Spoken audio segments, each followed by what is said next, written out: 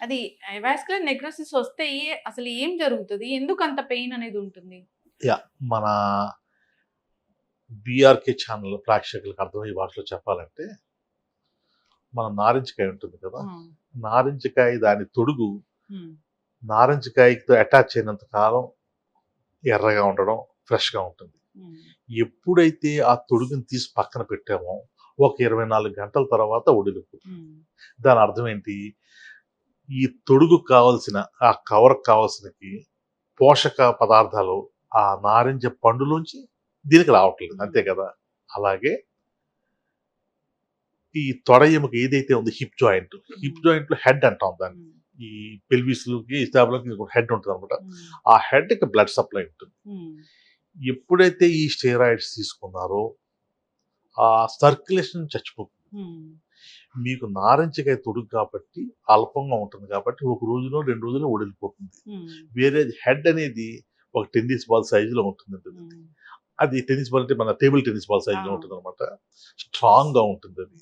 So, రక్తం సరఫరా ఆగిపోయినా కూడా అది చచ్చిపోవడానికి ఒక సంవత్సరం, సంవత్సరంన్నర పడుతుందనమాట. హ్మ్. అప్పుడేం తెలీదు వాడికి. మందులు తీసుకుంటారు. ఆహా! డాక్టర్ గారు బాగా ట్రీట్ చేశారు. నాకు కోవిడ్ తగ్గిపోయిందని చెప్పి చాలా సంతోషంగా ఉంటాడు.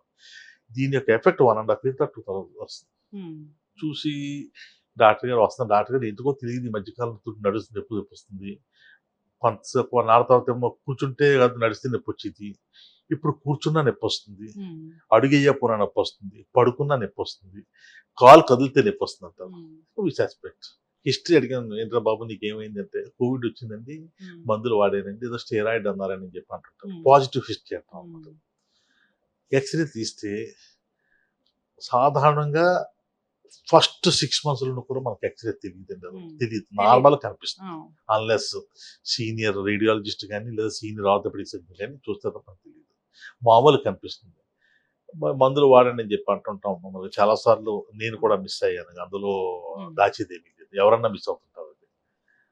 కొంతకాలం తర్వాత మళ్ళీ వచ్చేటప్పటికి హెడ్ నెమ్మదిగా కుచించిపోవడం మొదలుపెడుతుంది. ఇప్పుడు హ్మ్. మీకు ఎలా ఒడిలిపోయింది నారింజకాయ మీద ఉండే తొక్క, అదే విధంగా ఇది కూడా కుచించిపోతుంది. దాన్ని ఏవేస్తాను నెక్రోసిస్ హ్మ్. అంటాం. మీరు అడగొచ్చు, మరి మిస్ అవ్వకుండా దీన్ని తొలినాళ్ళలో ఎలా హ్మ్. కనిపెడతారని చెప్పేసేసి. ఒకటి మనకి హిస్టరీ మీద మనకి పాజిటివ్ హిస్టరీ వస్తే హ్మ్. కోవిడ్ వచ్చింది, లేదా స్టెరాయిడ్స్ వాడారు, లేదా పేషెంట్ క్రానిక్ ఆల్కహాలు, లేదా కొన్ని ఈ రక్తానికి సంబంధించిన వ్యాధులు సికిల్ సెల్ అనీమియా అని చెప్పేసేసి, అదే లివర్ డిసీజ్ కొంతమందిలో కూడా ఈ హిప్ దెబ్బతింటా హ్మ్. ఉందన్నమాట. హిస్టరీ జాగ్రత్తగా తీసుకోవాలి. ఎక్స్‌రేలో కనిపించకపోయినా పేషెంట్ చెప్పిన దానికంటే ఎక్కువ బాధపడుతున్నా హ్మ్. మనం సస్పెక్ట్ చేసి దీనికి ఒకే ఒక టెస్ట్ ప్రపంచంలో హ్మ్. ఎంఆర్ఐ స్కాన్ చేయాలి. హ్మ్. అది వ్యాధి 2% స్టేజ్‌లో కూడా మనకది ఐడెంటిఫై చేసేస్తుంది. ఓకే. లేకపోతే బోన్ స్కాన్ చేస్తా హ్మ్. ఉండాలి. యూజువల్‌గా ఎంఆర్ఐ చేస్తా హ్మ్. ఉంటాము. అంటే దానికి గ్రేడ్స్ ఉంటాయి. గ్రేడ్ 2, గ్రేడ్ 3, గ్రేడ్ 4 అలా ఉంటాయన్నమాట. ఏ గ్రేడ్‌ని బట్టి మనం వైద్యం చేయాలని చెప్పి డిసైడ్ చేయడానికి హ్మ్. ఎంఆర్ఐ అనేది చాలా ఉపయోగపడతా ఉంటుంది. ఓకే. So, treatment? ట్రీట్మెంటు ఒకటి ఈ బిస్ఫాస్ఫేట్స్ అని ఉంటాయి. హ్మ్. ఈ బిస్ఫాస్ఫేట్స్ వారానికి ఒకసారి ఇవ్వడం కానీ, 2 వారాలకు ఒకసారి ఇవ్వడం కానీ, నెలకోసారి ఇవ్వడం కానీ జరుగుతా ఉంటాయి. కంటిన్యూ చేస్తూ హ్మ్. కాల్షియం సప్లిమెంటేషన్ ఇవ్వాలి. ఇది ఒకటి ఇది డెఫినిటివ్ ట్రీట్మెంట్ అనమాట. హ్మ్. కొంతమందిలో ఈ వ్యాధిని స్లో చేస్తుంది. హ్మ్. అరికట్టడం అనేది ఓన్లీ 10% లోనే అరికడుతుంది తప్ప 90% అనేది స్లో చేస్తుంది. హ్మ్. సారీ 50% పీపుల్‌లో. హ్మ్. ఇంకొక 40% పీపుల్ అది కూడా ఏం హ్మ్. చేయలేదనమాట. అంటే ఇప్పుడు ఎలా ఉంటుందంటే, ఒక పాడైపోయిన పండుని తీసుకొచ్చి ఫ్రిడ్జ్‌లో పెట్టడం వల్ల ఏమైనా ఉపయోగం ఉంటుందా? హ్మ్. అలాగే లోపల బ్లడ్ సర్క్యులేషన్ తగ్గిపోయిన తర్వాత ఈ దీనికి ఎన్ని మందులు ఇచ్చినా కూడా ఉపయోగం ఉండదండి. అది అయ్యే ప్రాసెస్ ప్రోగ్రెస్ అవుతానే ఉంటది. మన తృప్తి కోసం ఉండదు. అందుకని పేషెంట్‌కి మనం చెప్పాలి. హ్మ్. బాబు నీది అడ్వాన్స్‌డ్ ఇది చేయలేదు. ఇందులో ఇది దాన్నేమంటారంటే కొంచెం ట్రీట్మెంట్ పార్ట్ ఆఫ్ వ్యూలో డిఫరెంట్ స్కూల్స్ ఆఫ్ ఒపీనియన్స్ ఉన్నాయండి. కొంతమంది పెయిన్ కిల్లర్ ఇస్తారు. కొంతమంది ఫిజియోథెరపీ చేయిస్తారు.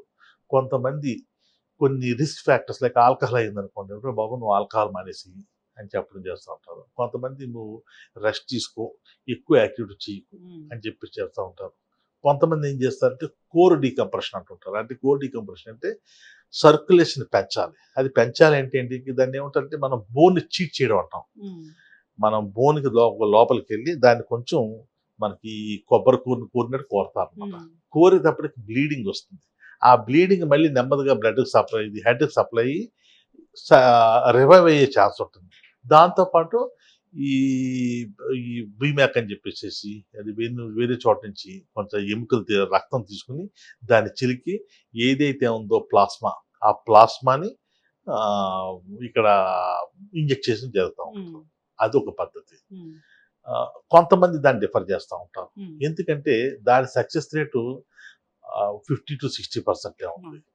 ఎలా అంటే నన్ను అడుగుతారు చాలా మంది, స్టేజ్ 2, స్టేజ్ 3, స్టేజ్ 4 వచ్చి ఆపరేషన్ అంటే భయపడి వాళ్ళు వచ్చి డాక్టర్ గారు పిఆర్పి చేయించుకోమని చెప్పేసి నేను ఒకటే చెప్తాను, ఇటువంటి వైద్యాలు తొలినాళ్ళలో ఏమన్నా ఉపయోగం ఉంటుందేమో కానీ తర్వాత చేస్తే అది మన తెల్ల వెంట్రుకలకి రంగేసుకున్నట్టు. మరి మోకాళ్ళ నొప్పులు అన్నిటికీ కూడా పిఆర్పి చేస్తున్నారు? అదే చెప్పాను కదండి. ఎప్పుడు కూడా ఇప్పుడు ప్రాబ్లం ఏంటంటే మనకి అమెరికా ఇటువంటి దేశాలు ఏంటంటే చాలా స్ట్రింజెంట్ ప్రోటోకాల్స్ ఉంటాయండి. ఇక్కడ ఎవరికి ఇష్టం వచ్చింది అలా చేసుకోవచ్చు. మనకి ఇది ఎంతో ఇది లేదు, అది ప్రాబ్లం అదనమాట. మనకి అక్కడ ఏదన్నా ఒక వెస్ట్రన్ సొసైటీలో కానీ లేదా అడ్వాన్స్డ్ కంట్రీస్లో కానీ ఏదన్నా ప్రొసీజర్ చేయాలంటే అక్కడ 1+1 2 అంతే. ఇంక మళ్ళీ ఇంక మారుతారు. మన దగ్గర 1+1 0 అవ్వచ్చు, 1+1 3 కూడా అవ్వచ్చు అన్నమాట. సో అది పేషెంట్ల యొక్క యాంగ్జైటీ ఎలా ఉంది, పేషెంట్ల యొక్క నాలెడ్జ్ అలాగే ఉంది. కొంతమంది ఒకే ప్రయత్నం చేద్దామని చేసుకోవడం, ఇవన్నిటితో కూడా కొంచెం ప్రాబ్లమ్స్ వస్తున్నాయి. ఇప్పుడు ఒక 100 మంది డాక్టర్లు ఉంటే పిఆర్పిని సపోర్ట్ చేసే వాళ్ళకి 50 మంది ఉంటారు, పిఆర్పిని సపోర్ట్ చేయని వాళ్ళు 50 మంది ఉంటారు. అంటే నేను ఏ కేటగిరీకి చెందుతానంటే నేను ఎర్లీ స్టేజ్లో ఉండి చిన్న వయసులో ఉంటే ఏదైనా ఉపయోగపడుతుంది తప్ప లేకపోతే పెద్ద ఉపయోగం ఉండదు. ఉన్నా కూడా ఒక 50-60% పెయిన్ రిలీఫ్ ఉంటుంది. ఒక 1 or 2 years ఉంటుంది తప్ప అంతకు మించి ఉంటుంది. అయితే ఈ మోకాళ్ళ మార్పిడి సర్జరీ లేదా పిఆర్పియా సర్జరీ స్టేజ్కి వచ్చాక అంటే ఏం చెప్తారు? డెఫినెట్ గా సర్జరీ. అందులో డౌట్ ఏమీ లేదండి. అసలు మీకు అదే చెప్పాను కదా, అది మేకప్ లాంటిది అంటే కానీ ఉపయోగం లేదండి. ఒకసారి ఒక 1 month ఉండొచ్చు, కొంత 15 రోజులు. దాని మీద చాలా క్లినిక్స్ వచ్చాయి, అసలు నో కామెంట్స్. చాలా పెయిన్ క్లినిక్స్ వచ్చాయి, చాలా ఎక్కువగా పిఆర్పిస్ చేస్తూ ఉన్నారు. No comments. చెప్పాను కదా మీకు, I have my criteria is very clear about that.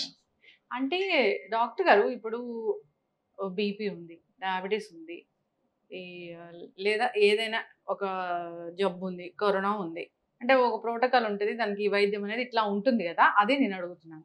అయితే మీరు as a senior orthopaedic surgeon గా మీరు చెప్పేది ఏంటంటే మోకాళ్ళ మార్పిడి అనేది వైద్యం. Final that's it.